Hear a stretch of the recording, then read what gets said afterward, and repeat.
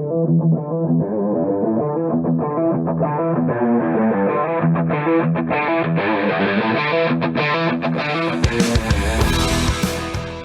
to the Automotive Diagnostic Podcast. We're going to explore ways to sharpen our diagnostic skills, find learning resources, and hear from experts in the automotive field. Hey, what's going on, automotive world? Welcome to another episode of the Automotive Diagnostic Podcast. My name is Sean Tipping, and I'll be your host once again for today's episode. Joining me on the show today is Adam Huber. Adam hosts another podcast, the Auto Body Podcast, presented by ClarityCoat. And I was recently on an episode of his on his show, so make sure to check that out if you haven't already. But he's going to join me today, and we're going to discuss a number of things in the auto body industry, which, you know, I'm pretty unfamiliar with for the most part, like peelable paint and the way that auto body shops work with insurance companies. And he's going to tell us all about his company and how that works with the auto body industry. We're also going to get into diagnostics, electrical challenges, a little bit of the diesel world, and a number of other things. But overall, this is a really great conversation. Just flew by. It didn't feel like it was an hour and a half at all. But with that out of the way, let's jump right in. How's it going, Adam? What's new? I'm doing well, man. Thanks for having me on. I appreciate it. Yeah, definitely. That was good talking to you on your show a couple weeks ago. I enjoyed that quite a bit. Yeah, we actually got a lot of good responses out of that show. It's been pretty surprising to me that I think we're only on episode 10 of the podcast right now. And it's obviously not hugely popular. I'm not going to sit here and talk about how popular the podcast is, but for a brand new podcast in a niche like auto body, I'm kind of surprised at the kind of downloads that we're getting. And again, like, I'm not trying to brag or anything like that, but we have had at least one download on every continent except for Antarctica. So I would really love for that to happen. So I got to find someone who's going to Antarctica and just download it. Right. If there's anybody in Antarctica that's listening right now, check out the Auto Body Podcast. That's the full name, right? I mean, if you want to be technical, the full name is the Auto Body Podcast presented by ClarityCoat, but you can find it if you just literally type in Auto Body. Okay. Well, why don't we start out with that? You could tell me and the listeners what the podcast's all about, why you decided to start it. So the reason why I started the podcast, so this is like probably the fourth or fifth podcast that I have been a part of, you know, actually helped grow it or do it, or, you know, however you want to put it. And the company that I own, or partially own, I'm a co-founder, is called ClarityCoat, and we sell a product called peelable paint. If you want to go into that later on, we can, but otherwise, that's the product category that we're in. Our main customer is auto body guys, people who own auto body shops, or techs in there, or, you know, people in that industry.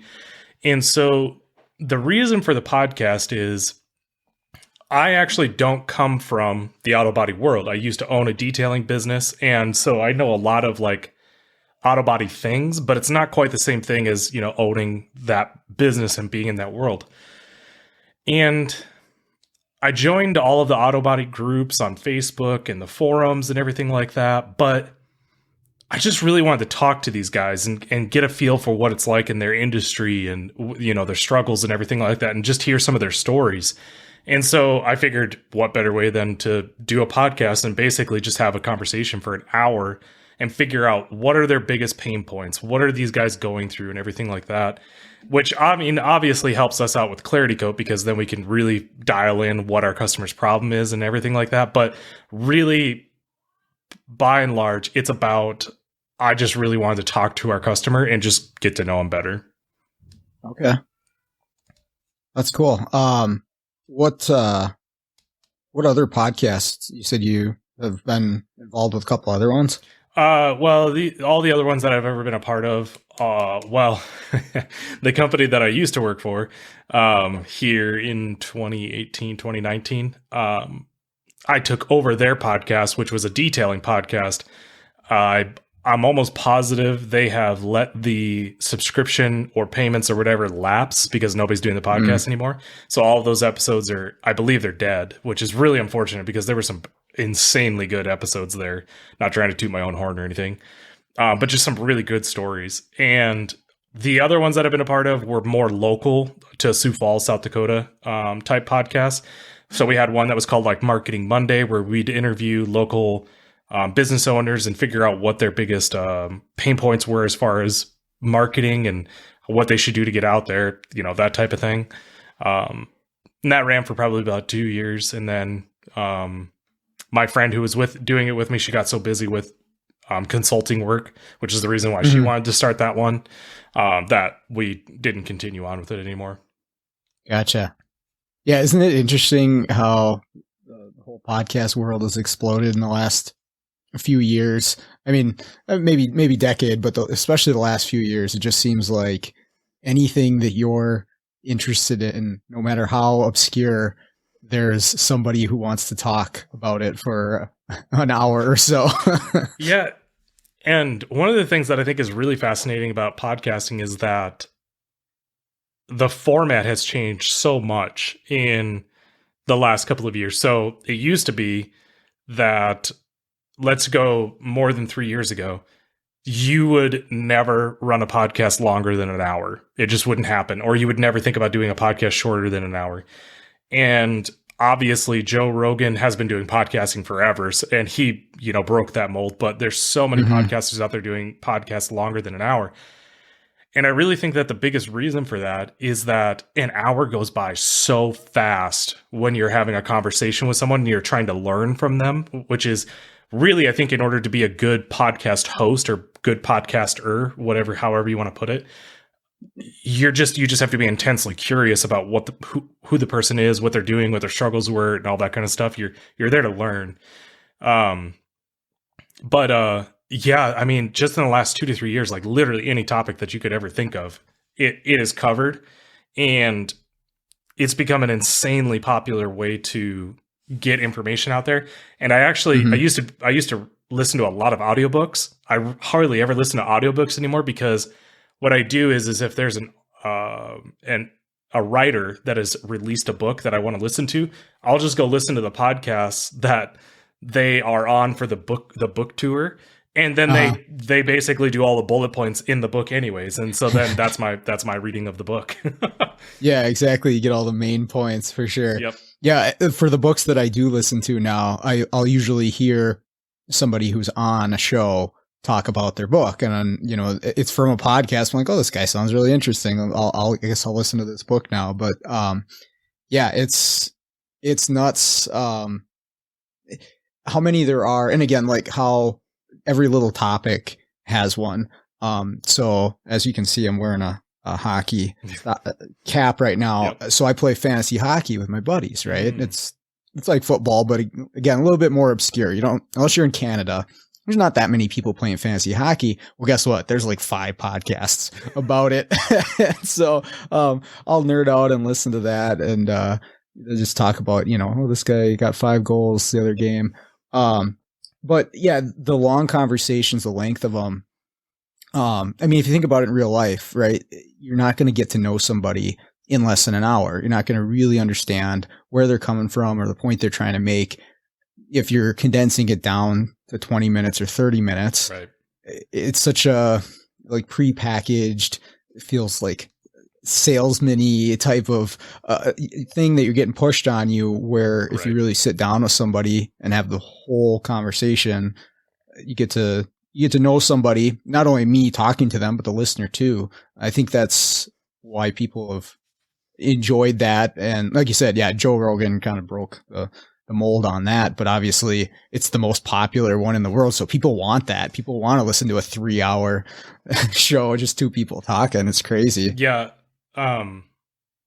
So 2 points on that. One was when I was looking to do the podcast, I actually did a search for auto body podcasts, and I was amazed to find that there was only like 6, 7 of them, something like that. Some of them weren't being updated regularly, but also on top of that, a lot of those auto body podcasts were podcasts being done by companies for the obvious benefit for the company, you know, like kind of doing the hard salesman pitch type of thing, or really putting out the kind of information that's really only relevant to them. And I'm not going to sit here and lie to you. Like, obviously we're doing the podcast for ClarityCoat, but I really try to make a conscious effort to not talk about ClarityCoat to the people that I'm talking to, unless they're already an installer, in which case, obviously, they want to talk about ClarityCoat. But the other point that I would, that you brought up is, and I think it's kind of interesting to talk about, is we obviously do quite a bit of video creation and content for ClarityCoat, or we're helping with video creation and content. And when I had my previous detailing business, I did a ton of video content. And one of the things that was always interesting was like when people were like, oh, you only want your video to be like 10 minutes long, 15 minutes max. That's it. Blah, blah, blah. I just tell them why. And they're like, well, the algorithm, that's what it likes. And I was like, no, the algorithm likes what people like. That's what the algorithm likes. And case in point, the thing that I always tell them is, when was the last time you went to a movie? They're like, oh, a couple of weekends ago. And I was like, how long was the movie? They're like, I don't know, 2 hours. And I was like, how could you have possibly sat through that? I mean, it wasn't 15-minute chunks. How could you have possibly sat through that? And they're confused. And I'm like, if the content is engaging and the storyline is good, people will stick around. Period. End of story. It's the same way with podcasting. Now, personally, I hate Joe Rogan's podcast. Cannot stand it. I've tried listening to it like a dozen times. I personally think he's an awful podcaster. I just don't like his interview style. I was going to say, I'm curious to know what you feel makes it that way. Just for my own podcasting, so I can avoid those things. It's such a personal thing, and I always get a bunch of hate for it when I say that stuff. It's not. I love Joe. I think I think his content is great, but I have to watch the YouTube like hot takes part of it, where it only goes over like the 5-minute conversation or the 10-minute conversation part of it. There's something about his podcasting style that I just don't like. It's the same way as when I listen to some podcasts and they constantly interrupt the person that they're interviewing. Can't stand that. You are there to let that person talk and tell their story and get info out of them and everything like that. I don't know if you know a guy named Gary Vee. I've heard that name before. He's a very, very, very popular marketer. I love Gary Vee to death. I subscribe to a lot of his theories and everything like that. Cannot watch his podcasts because he just interrupts the shit out of people. And I'm like, and I mean, yes, it's a little bit of a personal pet peeve of mine if someone interrupts me. Don't worry about it if you do it, or, you know, I'm not that serious. But when that's every single episode, like repeatedly, and it's being done multiple times in an episode, I'm like, yeah, I'm out. I just can't. I can't do it. So, personal take on that. That's very interesting. I know I learned early on when I was doing this that I think in a normal conversation, if I'm just face to face in person with somebody, I'll interject things, just even words like, oh yeah, oh, that's interesting. Whereas it is better if I'm doing an interview with somebody, if I just nod rather than actually saying words. And that's for the listening experience, right? Yep. Because if you constantly hear my voice getting thrown in there, well, and plus people were telling me when I said, okay, in certain situations, it was triggering their Google, whatever the heck, where you say, okay, Google. And so it was turning that thing on. So I've been trying to like stay quiet while the other person is talking as much as possible. There's something super humbling about doing your own content, whether it be podcast, video, whatever it might be. You start to pick up on all these little ticks that you have. For example, there's people out there that say like a lot, right? And they never realize it until they record their own voice, and then they listen to it back and they're like, holy, how could anybody stand to talk to me? Mhm. Yeah, I mean that's just the way it is. Everyone's got their own ticks. Yeah, it's for me, like anytime there's a pause in my sentence, and I've probably done it a bunch of times tonight already. And so I know what it looks like as a waveform. When coming up and I'm talking like, oh, I see it. I'm gonna say right there. There it is. The crazy part about that though is I think a certain level of is okay, because it's part of normal conversation. One of my favorite podcasts is a podcast called Stuff You Should Know. I just love like random information and facts and stuff like that. And if you really listen closely, both those guys say and ah a lot. So I think as long as you're not going like or whatever, it's fine. I think on my side it's more of the frequency of it in a sentence.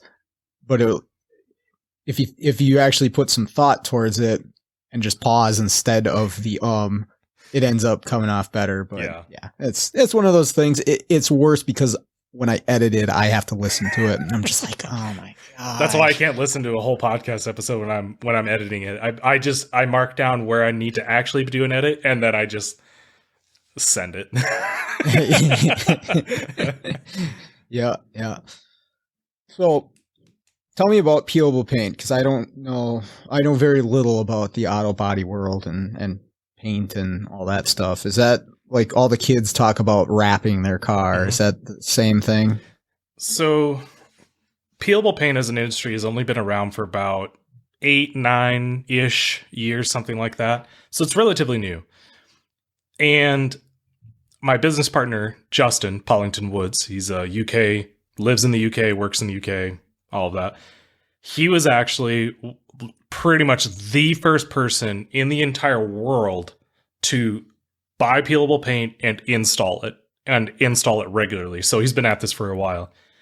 And the problem that peelable paint solves is vinyl wraps up until like really, really recently, like in the last year to 2 years, just looked like garbage on cars. They were not a replacement for a paint job. However, paint jobs cost, a good one anyways, costs anywhere around $10,000 plus, right? Now, obviously, Billy Bob in the backyard shed can give you a paint job for like $2,000 or whatever, but a lot of times, like it would really surprise people that paint materials alone for a paint job, just the paint can cost like $1,000 to $2,000. And that's just the paint. That's not including tape. That's not including paper. That's not including booth time. I mean, that's not including any of that stuff. So painting a car is extremely expensive because of all the prep and everything involved in it. So obviously, vinyl is a great alternative because you just have the vinyl that you have to put on the car. So that's one problem. The way that peelable paint fixes that, really both of those issues, is that peelable paint goes over the top of your OEM paint. So you do not scuff, you do not touch the OEM paint at all. You don't even need to polish it, really. All you need to do is you need to get off any silicones, any waxes, any ceramic coatings, anything like that off of the surface, and then into the booth it can go, and then you apply paint that's peelable over the top of the OEM, and you can make it in any color you want to. And because you're spraying it, and because you're actually mixing the paint right there, it looks and feels exactly like real paint. You can sand it, you can polish it, you can ceramic coat it, you can do whatever you want to it. It acts just like peelable paint. But until recently, with ClarityCoat, and yes, I'm going to plug it, part of the name, Clarity, is because our product is one of, if not the first, peelable paint that you could actually apply clear as well. So peelable paints before, the problem that they were running into is that they would be either slightly gray or slightly yellow because of the UV inhibitors that are in them, or the base coat, or whatever. There's a bunch of different reasons. But so obviously you wouldn't want to use it in a clear application. ClarityCoat uses really top shelf grade chemicals and stuff in it so that you can actually, it's perfectly optically clear. So when you apply it to the surface of a car, it can take the replacement of paint protection film as well, or PPF as we call it. And it's just as thick as PPF. You can build it thicker than PPF, but the advantages it has over PPF is that up until recently, same exact problem with PPF. It did not look good. It had orange peel. It had texture. The UV in it was not good. If you were in a high UV environment, it didn't last. It would only last. And still to this day, they have much better UV inhibitors in them now. But even to this day, like if you're in Florida or if you're in Arizona and you've got a white car with half the hood done with PPF, even top shelf PPF, it's still going to turn yellow. It might be a very light yellow, but it's still going to turn yellow. And the reason for that is they can't use automotive grade UV inhibitors in there yet. I'm sure they'll probably figure it out at some point. But the reason why we concentrate and the auto body people or the auto body industry are our main focus is obviously because you're painting it like a car, you have to have that skill set. You also need a paint booth. But more importantly, and one of the things that I found fascinating is the auto body industry is in trouble. It's got a serious problem. And that problem comes down to insurance companies. And what has happened over the last couple of decades is that 90+% of all auto body shops out there 100% rely on insurance companies to bring them work. They are fed from insurance companies, DRP or not. And DRP stands for, oh shoot. I can't help you. I know. I don't remember what the official definition is. I'm blanking because I'm under pressure. But basically, the insurance company is in direct connection with that auto body shop. It is directly feeding that auto body shop work in exchange for a very favorable rate or some maybe slightly sketchy repairs. Okay. Direct repair program. Thank you. Direct repair program. I'm so sorry. That was via Google. I didn't want to be here like Googling it at the same time. So thank you for doing that for me. And what has happened is the younger generation of body shop owners or even techs or whatever have gotten into the industry and they look around, they're like, why do I want to sit here and depend on well, okay, so let me tell you why that's a bad thing. So what happens is when you get a car repaired from an auto body facility, the insurance company is sitting there and actively fighting them on every single line item. And they just basically go to war with the insurance company on every single repair, every single one of them. And then what happens, and you should be pretty familiar with this because of the mechanic industry that you're in. If the auto body industry has book time repair, just like, the mechanic industry does as well. So if a job says that's supposed to take 10 hours and the shop consistently does it in 8 and the insurance company finds out that they do it in 8, they just change the book time to 6 or 8 or whatever. And then say, yeah, now you're going to get paid for this amount of time. And then it creates this entire culture of trying to shortcut things as much as possible so that you can turn as much work as possible so that you're actually successful. Well, and these guys are getting paid. We talked about this on when you came on my podcast. The shop rate that they're charging is like $50, $60, $70 an hour. Ridiculous. Like, yeah, they should be at easy $90 to $100 labor hours. So what happens is these younger guys get in the industry owning a shop or whatever, and they look around, they're like, oh, I don't want to depend on the insurance companies for my work. Like, why would I want to go through that again? So they start to look for other avenues for revenue for their shop. Most auto body shops already do some form of detailing. I wouldn't call it great detailing, but they do some form of detailing. So they can grow that program out.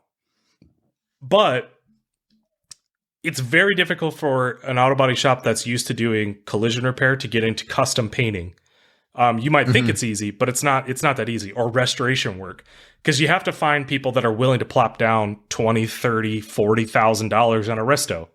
It's not that easy to find. And it's not going to be regular either. Right. You've got to have some pretty good salesman skills in order to do that. So that brings its own challenges. Now, they could go down the route of doing vinyl wrap installs, PPF installs, window tint installs. But here's where a unique challenge lies with going down. We'll just go vinyl wrap PPF. You are now doing a service that is completely outside of your skill set. Nobody in that shop knows how to do any of that. Mm-hmm. So you only have two options. Either one, you train somebody in your shop who has no knowledge on how to do that to go and do that. You have to pay thousands of dollars for training, which is fine. But the real kicker is that vinyl wrapping and PPF take roughly about a year to get really proficient at it, to where you can actually start to make good money at it. You're going to waste a ton of material. You're going to waste a ton of time. You're not going to be efficient at it. You're going to possibly damage customers' cars, blah, blah, blah. But on top of that, or you hire someone who knows what they're doing. You outsource the work or whatever, except you don't make a lot of money that way because those guys know what they're worth. So either you hire them on salary and they're going to want $80K a year because they know what they're doing, or you commission it out, in which case you're only going to make a couple $100s on an install. So they look at it, they're like, what the hell's the point? Like, why would I go through all this? With the person that has no knowledge and then they train them up and got them going, the number one thing that body shop owners have told me is that those guys go and start their own shops then after 3 years. So they have to start the whole process over again, because PPF and vinyl are extremely cheap businesses to get into. It's a very low barrier entry field to get into. A roll of PPF and a roll of vinyl do not cost that much money to get into. So all you have to do is save up enough money to buy a single roll, and then first and last month's shop rent, file the LLC, and they're like, I'm in business. I got a business now. Now, whether or not they're successful is totally separate. Right. So now what ClarityCoat does is it gives them an option to offer a customer grade color change for cheaper than a paint job, and you keep the same exact skill set, pretty much the same tools. There's 2 specialty guns that we want them to buy. And now you can offer clear protection or color changes. Okay. So hopefully that answers your question. Yeah. Well, I got a number of things off of that. I was curious. I was just thinking about as you're going through it, the whole insurance thing.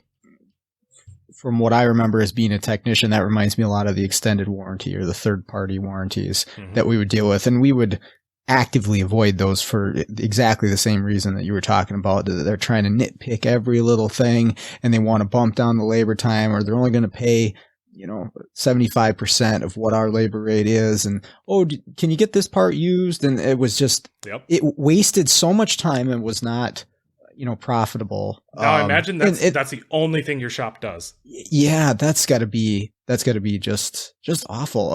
I've never worked as a body technician. We have a body program at the college that I teach at, and I get to hear a few things through there. And when you were saying painting is expensive, I do know quite a bit about that because we have budgets for our programs at college, and ours is pretty expensive too for the repair program because students break a lot of stuff.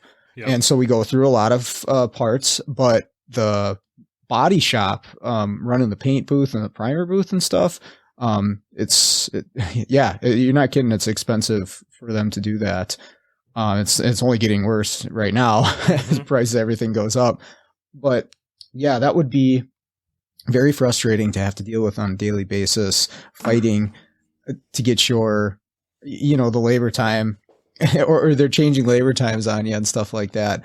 And I think I've also heard this. So I do some mobile stuff, right? And so I don't service a whole lot of body shops, maybe 1 or 2. I'll do a little bit of programming for, but I know some other guys that'll do body work, quite a bit of it. And I was talking to one guy, and he was I didn't 100% agree with what he was doing, but he said because the insurance was going to be paying for it, he was like tripling his charge of what he normally charges. Like, well, the insurance is going to pay for it. I'm like, well, I mean, somebody's got to pay for that down the line. And then they went into a whole thing about, haven't you ever been screwed over by an insurance company? And I don't know. It just doesn't sit right with me. It's like, no, I mean, it's okay to steal from Walmart because it's a big company. Well, it's still not right to do that. So straight up, that's theft. Like straight up. Yeah. So this actually was a little bit of a problem in the detailing industry with ceramic coatings. So customer would get into an accident. Obviously, the panels get repainted and everything like that. Ceramic coating has to be reapplied to those panels. And I figured out a fair rate, and I just charged by panel to reapply the ceramic coating. Insurance company would pay me, blah, blah, blah. But when I worked for the company that I used to work for, which made a ceramic coating, we would hear about detailers that were charging like $500 a panel to reapply ceramic coating. And when we found that out, we would just instantaneously kick them out of the program. And when they would say, well, what? Like, why? And we're like, because that's fraud. Like, that's straight up, that's fraud.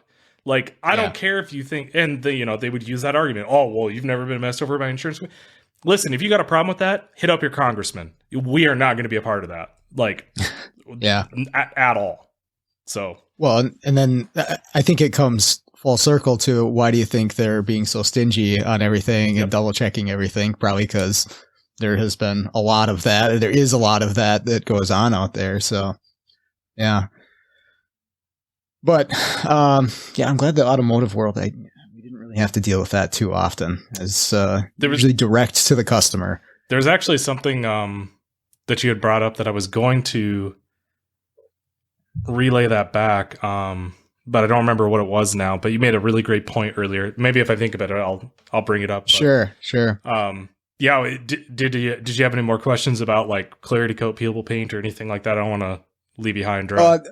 The actual peeling part, like when you say that, is that when you want to do another paint job? You want to change something? Do you literally, let's see, I know nothing about this. Like, are you literally peeling it off? Is that just a term or what's going on there? All you do is, so obviously the edge of a panel, we wrap or spray around the edge of that panel, right? So the underside of the hood. So, if you don't mind me saying this, we have a video that actually demonstrates this really, really well and really, really satisfying, and will give a very good idea of the whole peelable paint process. If you don't mind putting that in the show notes, and then people can watch the YouTube video, then I'll send it over to you. But so all you do is you take an edge and then you do a relief cut, or you take something and really heat up the surface, and then it makes it so it's really gummy, and then you start picking away at it so that you can catch an edge, right, of the peelable product, not the OEM paint. And then all you do is you just literally peel it. And it's really difficult for me to even relate to what that sensation is like, because it's totally unique. But it's okay. But to give you an idea, you can peel an entire side of the car. We have a video of like what our Middle Eastern distributor with a Rolls-Royce Cullinan, I think is what it was. Is that the big old SUV? I think it is. No idea. I don't know. I believe that's the SUV. Did like an entire side of a Cullinan in like 30 seconds. Wow. He had all the relief edges ready to go, but literally would just peel it off. So like big flat panels you can do in no time whatsoever, like 0 time. Edges are a little trickier, but we're working on developing methods to make the edges a little bit easier to do. But yeah, so the reason why you would peel it is for a couple of different reasons. One, it gets damaged, because just like anything else out there, the products get damaged. But so that's number one. Number two, you want to change the color of the car. Is it cheap to do that? Debatable. But there is some of these car guys out there that literally don't give a shit about what it costs. Like, yeah, enthusiasts. Tesla people, oh my Lord, they will spend so much money to customize their Tesla to however they want. But more importantly, well, actually, and then number 3, resale. And this is actually another really interesting point for customers. So you might be thinking to yourself, well, why? So let's say that a vinyl wrap is going to cost you $5,000 for a full wrap. Now, you might be, let's say the ClarityCoat costs you $8, $9, something like that. You might think to yourself, why in the world would I ever do something like this? Well, the video that I'm going to send you, and that's in the show notes, this is actually a great example as to why you would do that. This video shows a Porsche GT3 RS. And when you see it initially, it's wrapped in ClarityCoat. You see Justin peel ClarityCoat off the hood, and then we're going and doing a different design on it, whatever. So what you will see is that the Porsche is this purple color from Porsche. Now, this purple color is very divisive. There's people that love it in the Porsche community. There's people that hate it in the Porsche community. And so now imagine the situation that you're a dealership or you're a customer, and the only GT3 RS within a 300-mile radius is this purple Porsche sitting on the dealership for $150,000. You drive the car, and you want to know what the number one determining factor of buying a car is? Color. Imagine it's the color. It's color. By a long shot. So you test drive the car, and you're like, love the car. It's amazing. Hate the fucking color. Can't do it. So if you have ClarityCoat, what you do is you change the color of the car to whatever you want. But then when you go to turn it back in, you want it to be back to OEM. So you peel it off, get it back to where it looks OEM. You turn it in. Nobody knows any different at all. Interesting. I would imagine it probably acts as like some sort of protectant. Yes. For the paint underneath too. Yes. So PPF is on average, unless you're buying specialty PPF, is about 8 mils thick. Our basic application, without adding anything on top of it or doing anything special, is 8 mils. And the piece What's that unit of measurement? Mils? Yeah. It's not. Yes, it is. It's 8 mils thick. But what I'm not familiar. You're not like millimeters, right? No. I forget what the actual unit of measurement is, but it's also so you can measure in microns too. So, ClarityCoat as a base application is like in and around 300 microns, but you don't really measure PPF in microns. Like you measure paint in microns. So we try to compare it that way. Okay. But I'm learning so much. But like the piece that we peel off the Porsche was like way thicker than that. And you would never know the difference. Like there's no visual difference as far as like clarity or anything like that in how thick it is, but it protects much better against road debris and everything like that, because when you have a thicker surface, it just protects better. Gotcha. That's interesting. I was never very good in the auto body side of things. When I went through my high school program for autos, they did, the whole gambit. And one of the projects was you had to make a fender, and they gave you a piece of sheet metal and you had to kind of shape it like a fender. And then the instructor would hit it with a hammer and dent it and scratch it. And then you had to kind of do some Bondo and primer and paint. And that was about as much body work as I ever did, because I think I got a C or C- on that project, just because I don't know. I don't have that artistic side to me, but the mechanical and the electrical side always drew me in. But there's a right place for everybody in this industry, right? That's the cool thing, is it's so massive and so many different paths. And I tell the students that come through my program too, like, hey, maybe you find out this technician thing isn't right for you, but there's an auto body program down the hall. You could take that, and then there's so many other different routes, and it seems to just be expanding as time goes on with ADAS, and there's a whole world for keys, and there's a whole world for programming and repair. And it's really cool to hear from the different aspects of the industry, though. Yes, it is. And to be clear, I don't know if I have enough patience for that either. Like if I had to spend more than 8 hours detailing a car, I was usually pretty grumpy. So I just, it's just not my thing. So how long did you work as a detailer for? I started my detailing business in 2015. I mean, if you want to get real technical, I started in high school just to earn some like summer cash, type of thing.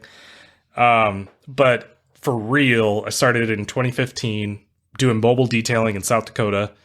And I did that all the way up until 2018, halfway through 2018. Went from mobile detailing just by myself, solo guy, to 3,000 square foot shop, 4 full-time employees. We were rocking and rolling. And then I sold that to go work for a manufacturer who made detailing chemicals. And I worked there for about a year. And then we started ClarityCoat. Gotcha. Interesting. Because I found out that I can't work for other people. Like, I am not built for that. I can 100% relate to that. It's nice at the school. I will say that, because as long as we're accredited by ASE, which we are, and we just got our auto body program also accredited just like a few weeks ago. Nice. They kind of just leave us alone. There's other programs that aren't, they don't have any sort of accrediting body. And so the school has to kind of check in on them like, hey, what are you teaching these kids? And, but we don't have to worry about that as long as ASE gives us the thumbs up every 2.5 years. They kind of just let us do our thing. Nice. And I really, really enjoy that. It's a lot of work. And it's not like I can just slack off by any means, but I'm kind of just in charge of myself and hitting goals and doing things. And then I do my mobile thing too. And it's the happiest I've ever been as a technician role, is just working for myself. And yes, I have customers, you kind of working for them, but I'm calling the shots. Like, if I don't want to take that job, I don't have to. If I want to push it to Friday, okay. Hey, I can't get to you till Friday. If I just want to say no to something. Oh, sorry to interrupt. Oh, no, you're good. Do you try to do like somewhat quick jobs like alternator replacements, starter replacements, stuff like that? Or do you do like pretty intense jobs like head gasket replacements and everything like that too? So I only do the diagnostic side of things and programming. So I'll go into shops and they replace the control module and I'll program it to the vehicle. Or like, for instance, today there was a misfire on an engine that they had just put a timing chain in and they couldn't figure out what the misfire was from. So they called me to diagnose it for them. And the fantastic part about that is I don't have to fix anything. I just tell them, here's the part you put on, or here's the thing you replaced, or here I fixed it with a programming. That would be awesome. And because I did the repair thing, for my whole career as a technician from, how old was I, 18 to about 32 or so. I think I stopped doing work with Firestone. And I mean, I did. I loved it as a younger person getting into the field. I was like, this is the best. I get to, work on vehicles all day, listen to rock music. The bay doors are open. This is fantastic. But, along the way, working for other people and getting treated like a number and the flat rate grind, kind of like you were talking about with the auto body world, where you're just every week you're trying to hit those numbers, trying to make as much as you can. And it definitely wore on me. And at this point in my life, I have zero interest in doing repair. I put off repair on my own vehicles because I was just like, I don't want to do it anymore. Yeah. And it's sad in a way because it really was a passionate thing for me when I was younger, but I guess it's just sort of shifted. I'm still in the same realm. Obviously, I'm podcasting about it. But the diagnostic side of things is really taken over for me as far as my passion. And I mean, if you're good at diagnostics, man, like, I mean, you got it made. So we had talked on my podcast that, I used to be a diesel tech or whatever.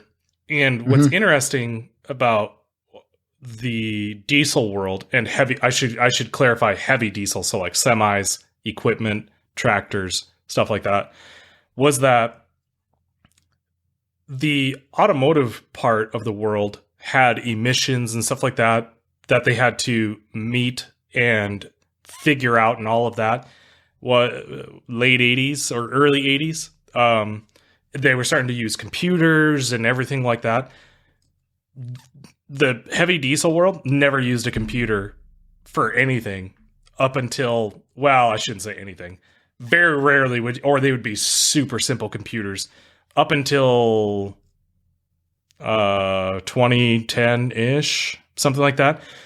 So what happened was you had everything that the auto guys had to learn from like 80s up until then, and we had to learn it in like just a couple of years. So they were slapping modules on everything.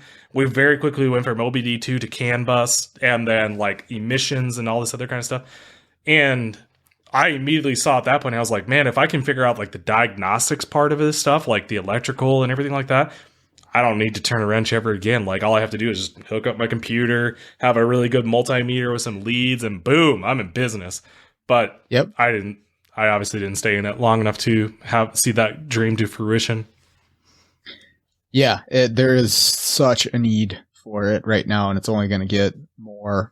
I see some of the newer vehicles occasionally, like a 18, 19, 20 vehicle, and the stuff that you've got to be up on to fix a lot of the problems that are coming with those systems. Again, the ADAS stuff, and that's going to be, obviously embedded into the auto body world too, with the self-driving features of cars. And you're going to have some people that want to do this and are good at it, and they're going to be sought after. So my portion of the automotive program that I teach, we do have kind of a heavier focus on that, is the critical thinking and really understanding how something works. Like, let's really dive into that code enabled criteria and description operation, and try to really wrap our heads around this stuff. So hopefully they at least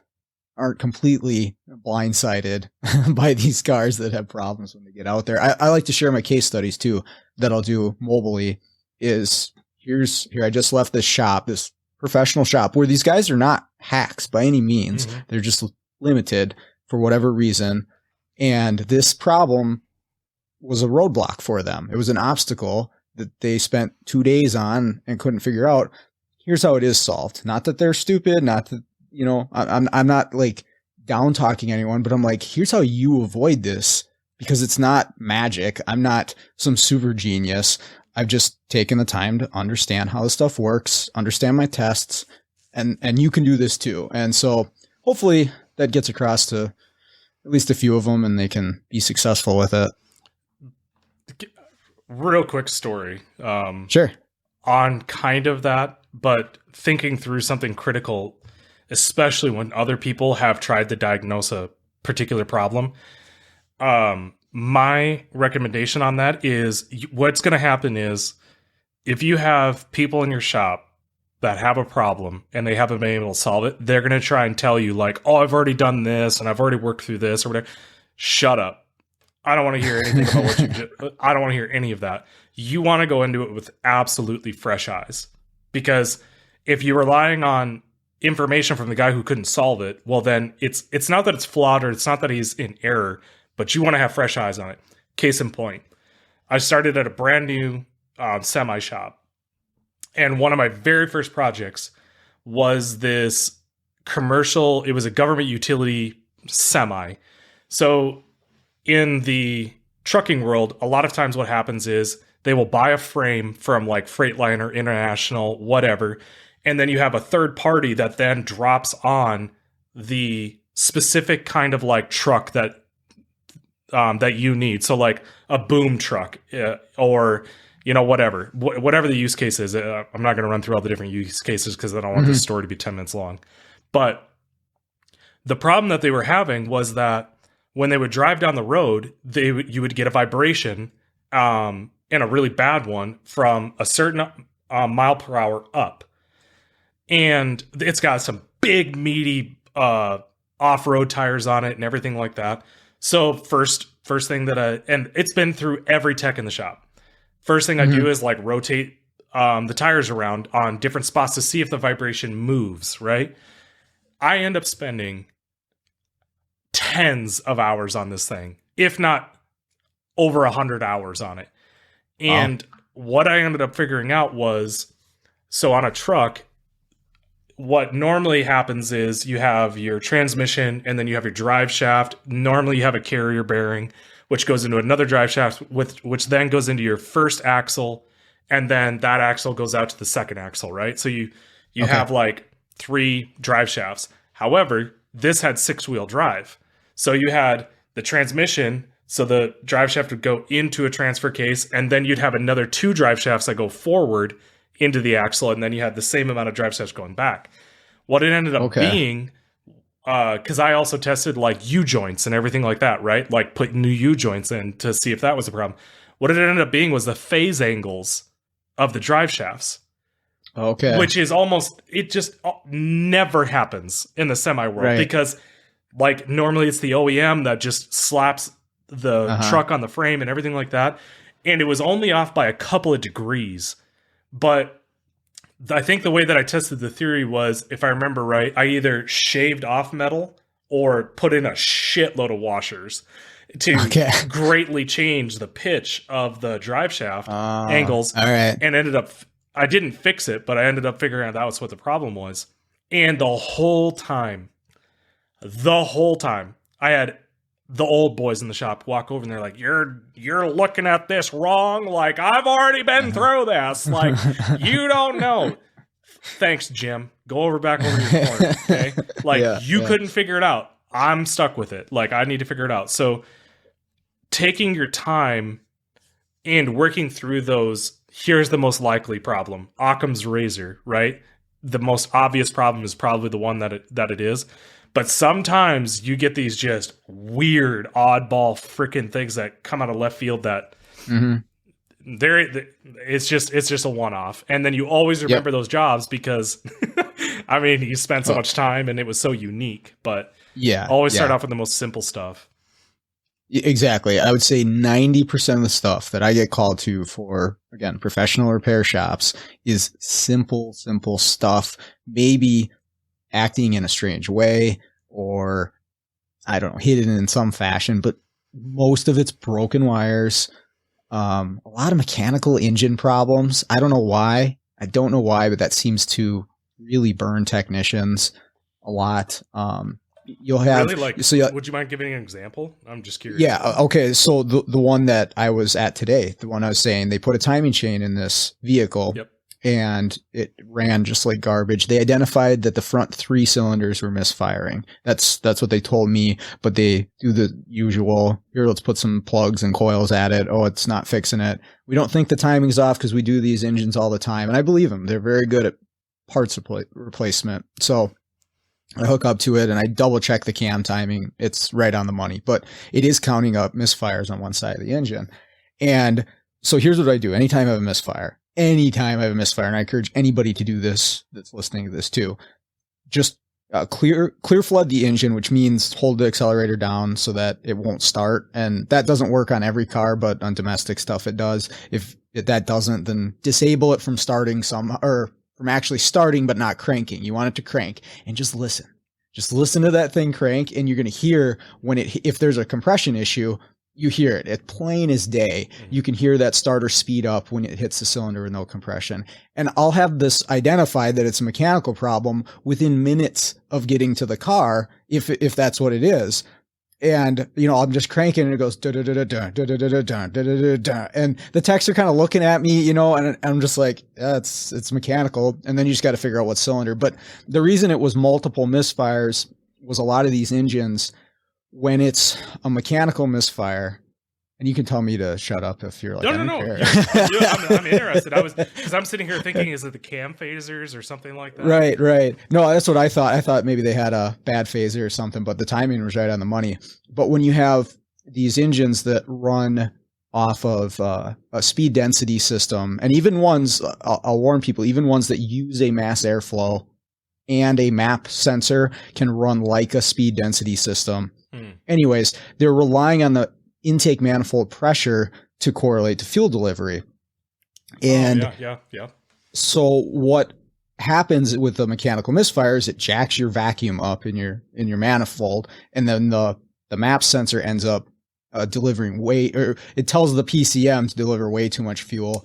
You get rich conditions, you get misfires, and that's what was going on with this one. It was missing on all the cylinders, but for whatever reason, it was counting higher on the front three, and obviously the one that was missing. But again, all I do just clear flood and crank, and then I just have to figure out. And I went down in to the cylinder. I have this little borescope. It's so cool. So it goes into the cylinder, and then you could pull on a lever, and it flips around so you can see up towards the valves. Nice. And one of the valves was all jacked up. But yeah. So anyways, I guess I forgot what most of this stuff is actually pretty simple stuff, like mechanical engine problems, like a valve that's messed up or a low compression cylinder. And so you focus on the basics and you get around most of that stuff. And then, you get the weird ones, and the cars are going to humble you. That one is out there. It's waiting for you to humble you. Yeah. But that's ground issues, some of the hardest ones to track down and diagnose without just intermittent stuff. Just replace the ground cable. Yeah. Well, I always like when people say, "Did you check the grounds?" Like, or my student will say, "Oh, I checked the ground. What did you do? Did you look at it?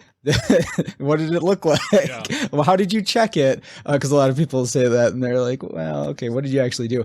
But yeah, to just get through those basics, it'll get you past most of that stuff. But that real challenging one that's waiting for me. That's actually why I like doing this stuff. Yeah. Me personally, yeah. I'm waiting for that because it keeps me interested in this.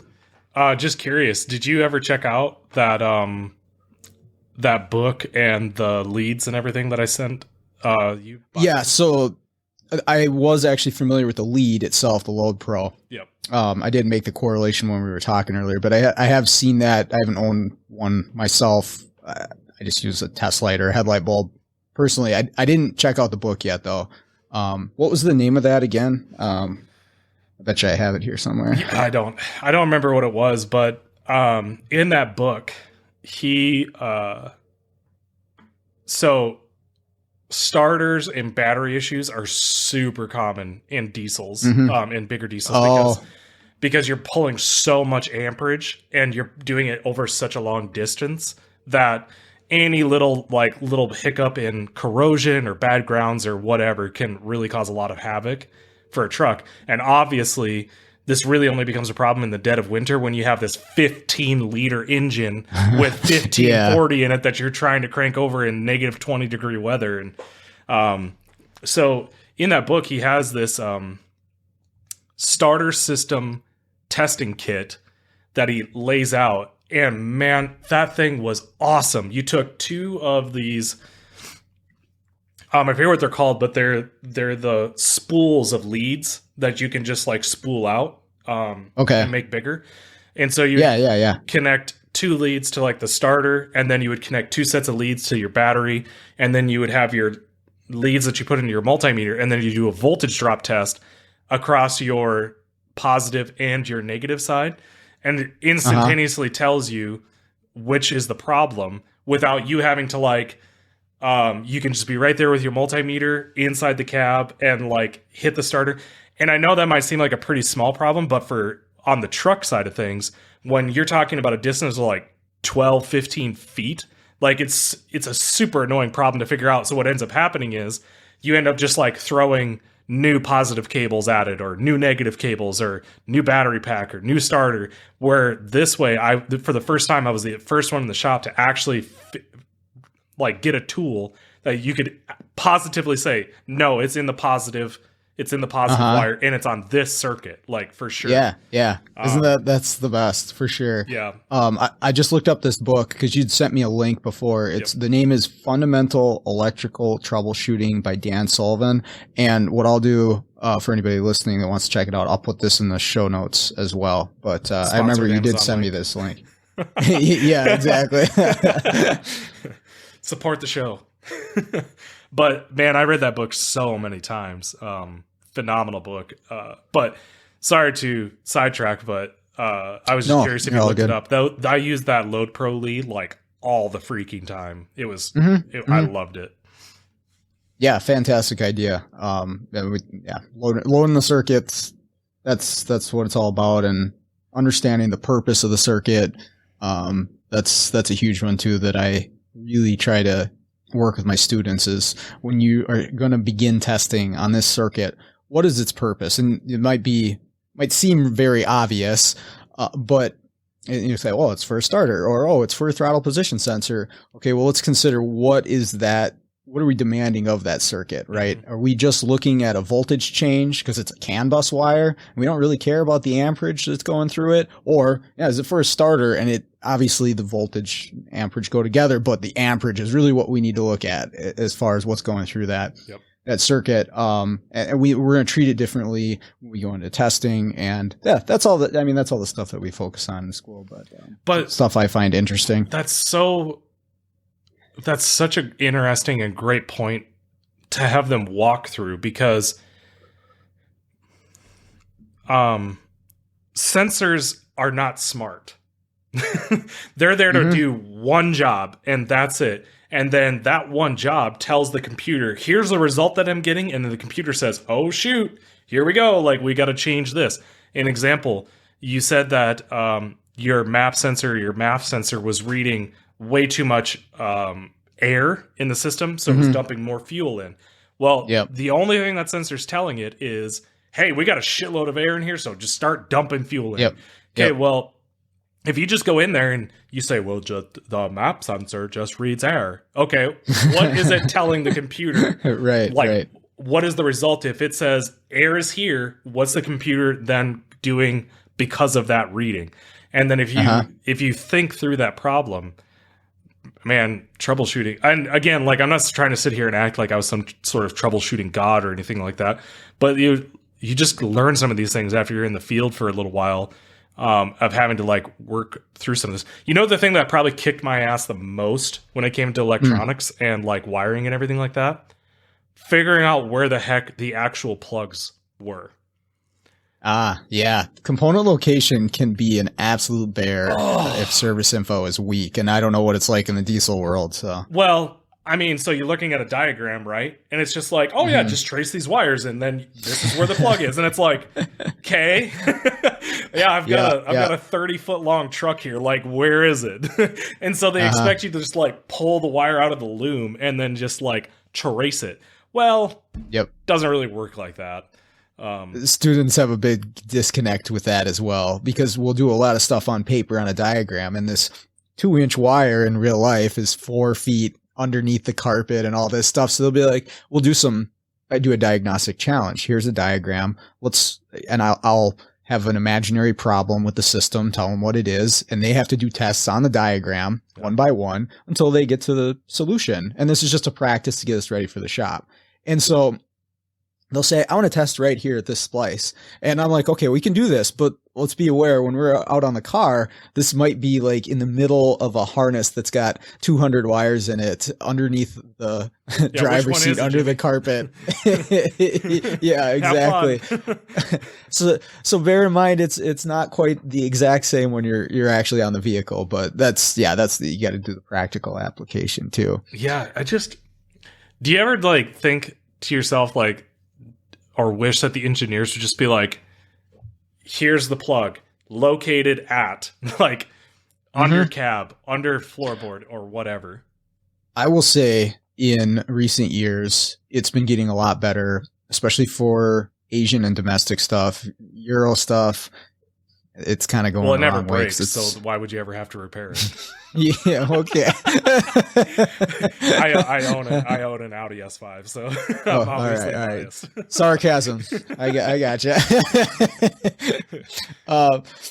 But they have gotten so much better in some of these newer diagrams. What were we working? We were working on a 2020 in the shop. One of the students brought it in, and we were looking at the diagrams for it. I'm like, these are like 3D colored, like really, really nice if you're trying to find something on the vehicle. Where if you go back to like, the 98s that I was working on as a tech. And it's this redrawn diagram, like it's drawn by someone, and there's no reference point to what part of the car you're looking at. It's just like a bunch of lines and parts. I'm like, is this in the trunk or am I under the hood? What am I looking at here? You know where they got those diagrams from, don't you? Where's that? See, Ford and GM, they ran out of budget for the engineers.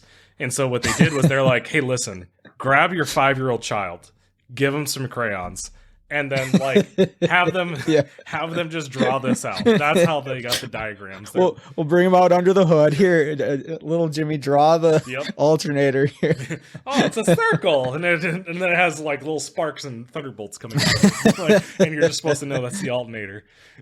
Right. Yeah, man, like that's a very honorable career and job that you're doing. That's it's really good because we need more service-based businesses, or I'm sorry, we need more people in service-based businesses. Yes, I am a huge advocate for the service-based businesses. Like, so personally, I get very annoyed talking to people who want to start businesses because they usually want to start tech businesses. Mm-hmm. And I look at them and I say, why don't you tell me 10 tech companies that are actually profitable? They can't name more than 5. It doesn't exist. Mm-hmm. Most tech companies are running in the, not that they're running in the red, but they're not profitable. And then they've got 100 investors that, and I understand the whole idea behind it and everything like that, but in order to start a successful tech company, you need funding. And for me, I'm like, I don't know, I can spend $100, go get car detailing supplies, and make a couple $100 on a weekend. Yes, I'm the one having to do the work, but I don't have to answer to anybody. And in fact, I'm going to do this at some point. I want to do a YouTube series where I have to detail my way back home. I have $100. That's cool. I have $100 to my name. I get dropped off in Washington, D.C. I go to the Walmart and I pick up $100 worth of supplies, and I literally wash and detail cars until I save up enough cash to get to Nashville. And then in Nashville, I have to do the same exact thing. I want to do that. And then I want to get dropped off in Europe and do the same exact thing. And then in Asia, same exact thing.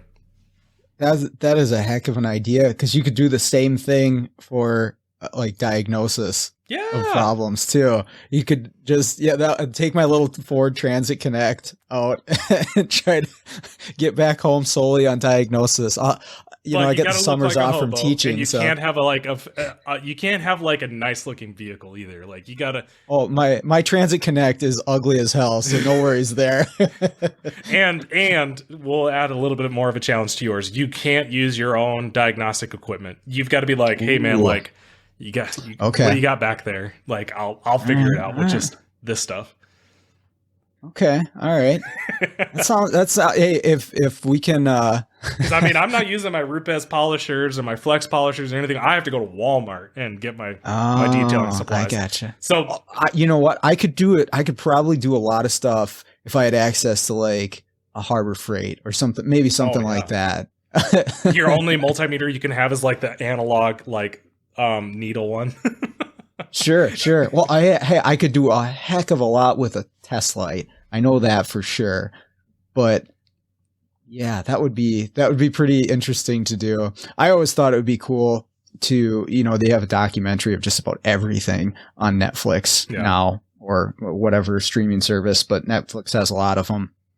I thought it would be really interesting to go around with some of these other guys that do the mobile diagnosis and just, follow around the guys who are like real pioneers and greats at it, and just watch them do their magic to do, I don't know if who Keith DeFazio is, bust out 20 cars in a day on Staten Island. I think that would be a pretty interesting series if somebody were to patch it all together from a series of those guys doing their thing. The only thing that I would be hesitant on that would be that anytime you make something really popular like that or whatever, what happens is you get the average Joe that's like, I know, like, Scanner Danner did this in like 5 minutes. Like, this isn't no big deal. This is actually what the problem is, blah, blah, blah, like telling the tech how to do it.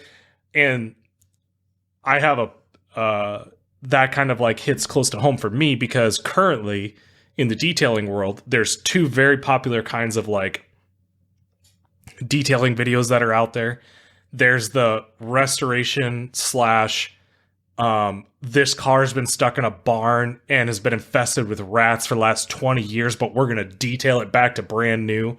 And then there's like the super high end, like we're going to spend 68 hours polishing and ceramic coating the car and blah, blah, blah. So what was interesting was I had a call from a customer this last weekend and they wanted a full interior. So carpet shampooing, clean the whole interior, blah, blah, blah. And they go, yeah, you're going to remove all the seats and everything, right? I said, no. Like, why would I do that? And I was like, do you have something under your seat that needs to be cleaned? They're like, well, no, but that's what all the detailers on TikTok do. And I'm like, that's good. I'm glad that's what the detailers on. Do you want them to detail your car? Like, and so you get these detailers that show these restoration jobs from like these horrendously pitted out vehicles, and people think that's reality. It's not reality. Sure. If I had one of those vehicles run in my shop, one of two situations is going to come out. Either I'm going to charge you a boatload of money for it, or number two, more than likely, I'm going to send you down the road, because one, I don't want to detail something like that. Two, it's not going to turn out like what you think it's going to turn out. And three, I'm not removing seats out of a car. Not happening. Like, don't want to mess with airbags. Don't want to mess with one-time use bolts. I don't want to mess with any of that. Like, or torquing too. I mean, obviously torquing's not that big of a deal, but I don't want to mess with it.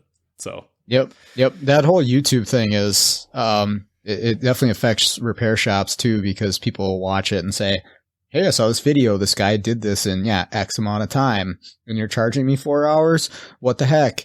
Or maybe a really, really advanced process or tool. Somebody makes a video about it, and then all of a sudden everybody's doing that. And so the amount that you can charge to do that thing is now much lower than it was, because it's the information is just out there. And I think YouTube is so great for so many things, but it's definitely had some negative impacts as well. And I mean, I don't disagree. And I'm sorry if we're running you super long on this. I'm good. I agreed with that to a point, but here's where I think some guys, detailers included, maybe even mechanics, here's I think what they need to remember. There's a fundamental rule about people, and that is that they are lazy. Super lazy. With mechanics, guess what? They don't have the tools to do your job. If they think that they can, well, I mean, you can go to Harbor Freight and do your job. Guess what? At the end of that job, they're 100% going to be thinking to themselves, F that. I'm never doing that again. And that's what I actually built my detailing business based off of this. I would do blog articles. I would do not YouTube videos. I would do Facebook videos. I would do lives showing people how to detail a car, because I knew that they were too lazy to spend their Saturday for 4 hours cleaning a car. And I also knew that the minute that they waxed their car with hand wax, they were like, F this. Like, I don't want to do, why would I ever do this? Ever. $200 to have you do it? Yeah, I'll just have you do it. So people are lazy. They don't have the tools. And it's just as simple as, oh, you saw it on YouTube? Cool, go do it. Like, see you later. Don't want to mess with you. Exactly. Pedro said that he can do it for $50. Awesome. Have Pedro do it. And then when the vehicle's broke, bring it back to me. On that note, super quick story. Again, sorry to extend the podcast, but had a customer come to me one time, wanted a quote for a polish on their car. And they're like, yeah, the paint's like, it's really dull. Like, I'm not really sure what's wrong with it. So I was thinking it was ClarityCoat failure, because it was the year of vehicle that was prone to that. So I told them, oh, why don't you bring it in? I'll just take a look at it. They bring the vehicle in and they took Scotch-Brite to the entire car. Oh no. And I'm looking at this and I'm trying as hard as I possibly can to not just bust out laughing. And he's like, yeah, my girlfriend, she just had a ton of bugs on her car, and I wanted to get it all cleaned up for her before she got back. So I took the green side of the. No, actually, he tried to convince me that he took the sponge side of it and washed it. And I looked at him, and was like, listen. Let's get this very clear right now. I know exactly which side of that sponge you used because that's the other side that you're saying does not cause this stuff. So let's get this very clear. So then he's like, well, can I get a quote? And I said, nope, no, you cannot. And he's like, well, what do you mean? I was like, because the amount that I'm going to charge you, one, you can't pay it. Like, not that you can't afford it, but like, you're not going to pay for it. And number two, I'm not going to touch this job. I have no idea because ClarityCoat, what people forget is very, very, very thin. On average, ClarityCoat, up until very recently, which it's gotten thinner, is actually only the thickness of 3 Post-it notes. That's how thick your whole ClarityCoat layer is. So when you want someone to spend, like for any of you guys thinking that you can go out there and sand your car and polish it and like do that like twice a year, yeah, go for it. Do that. Do that. And then in 7 years, when your paint looks like absolute garbage because it's faded, because you took away all the UV inhibitors, which is the whole point of ClarityCoat in the first place. Like, I mean, you're probably old enough to remember single stage paint, right? What would that be on? Because well, actually, Toyota still does it on some of their white cars. They'll have a single stage paint that it almost goes matte after a while. It gets matte looking. Gotcha. The whole point behind ClarityCoat is to keep the color coat from fading or turning matte.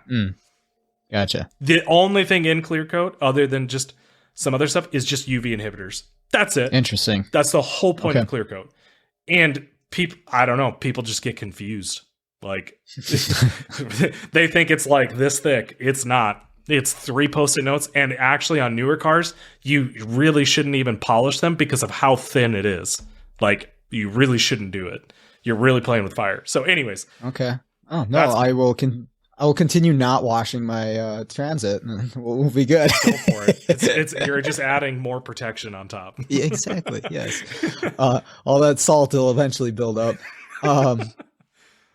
Yeah, one of my favorite quotes, I don't remember where I saw it, it was a long time ago. I think I was in college or high school, is just that you will succeed because people are lazy. And it sounds very simple, but I found it to be 100% true. It is. As a technician in the field, is that the majority of people are inherently lazy, myself included. If I let myself do that, I naturally would want to be lazy, but I'm like, nope, I need to get these things done. I need to put in some hustle. And that's where that, if you got some hustle, you're going to beat out the majority of people at what you're doing. Sure. Sure. And I think that's what you got to bring every day.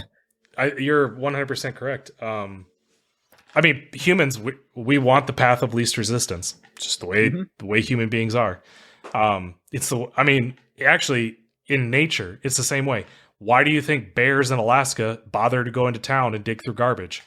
Because they don't have to hunt shit. Like, because hunting's hard.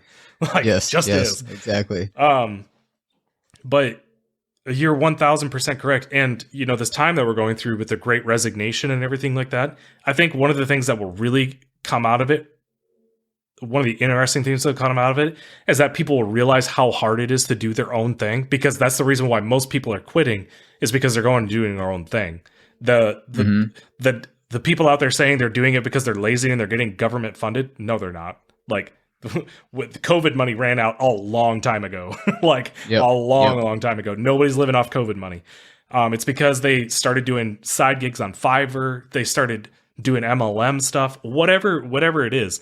But they're going to realize how hard it is to do their own thing. And guess what? They're going to go back to working for people. So in 1-2 years time, maybe 3 years time, you're going to see a flood of new workers into the workforce. And that's a good thing, because if you are working for someone right now, use it to your advantage and get paid. Get paid. Tell your employer, like, hey man, I'm one of 3 guys here, and I'm the only one that can work on these vehicles. You're going to need to pay me. And if he doesn't, move on. Just go somewhere Somebody else will. Because somebody else will. You are in because guess what? If you wait those 2 years and there's that flood of applications, you have screwed yourself over. Because if you think that employers are going to be like, oh, well, Jimmy's been with us for 5 years, so we're going to make sure he's taken care of. No. No. That's not how that works. Okay. Well, you've just got the leverage in your favor right now. Yep. Every single shop I go to is looking for people and can't find people. And yeah, I was talking to one guy the other day, and yeah, $40 an hour is what they hired him on at this place to be, to be a technician. And I'm not saying anything wrong about that. That's fantastic, but that's what you can demand right now if you know what you're doing. Yeah. And again, yeah, if somebody doesn't want to pay you, go look around, because there's 5 other people that are desperate. And so, yeah, for whatever period of time that is, in the near future, for sure, it is a fantastic time to be in the trades and the auto service specifically. Just be very careful with words like job loyalty and shop loyalty and everything like that, because we'll see how much loyalty there is when when you're up on the chopping block and they're like, oh, you know what? Jimmy's been with us for a while, but he's only been turning 4 flag hours for a week for the last 64 weeks. We're going to keep him around. Let's see how that scenario plays out, because 10 out of 10, Jimmy's getting fired. And it was probably only took 3 weeks for that to happen. So anyways, guys, just that's my only take. Not all employers are jerks. There are some people that care about you. Great. Show me how much you care about me. Thank you. Yeah, for sure. Well, I think that's a good place to we're gonna wrap this up, huh? Pay me. Pay me. That's great. I'm glad. Inflation has increased a lot, not 7%, like 10, 15%. Yeah. Pay me. Gas and groceries, holy cow. I track all my expenses, and those 2 alone are just out of control. Yeah. Yeah. I have a buddy, I swear, I'm sorry, I'll stop talking after this, but I have a buddy who owns his own detail shop. His utilities, literally, his water went up something like 3 times or 4 times from just last year. Water. Wow. Guys, living is not getting cheaper. Get paid. Nope. Yep. All right, sure. I'm going to stop talking now. Cool. I covered my mouth. Thank you for joining me tonight, Adam. I enjoyed this. It did not feel like an hour and a half. I feel like we've been talking for 20 minutes. So you are most welcome. I'll keep it short. Okay, that's going to do it for today's episode. One more big thank you to Adam for spending the time and joining me today. I really enjoyed that. Make sure to check out the links in the show notes, because we mentioned a number of different things that you can check out there. But I'd also like to thank everybody for listening to the show. As always, I appreciate all the feedback and messages that I've been getting from people recently. But with that out of the way, let's all get out there, start fixing the world one car at a time.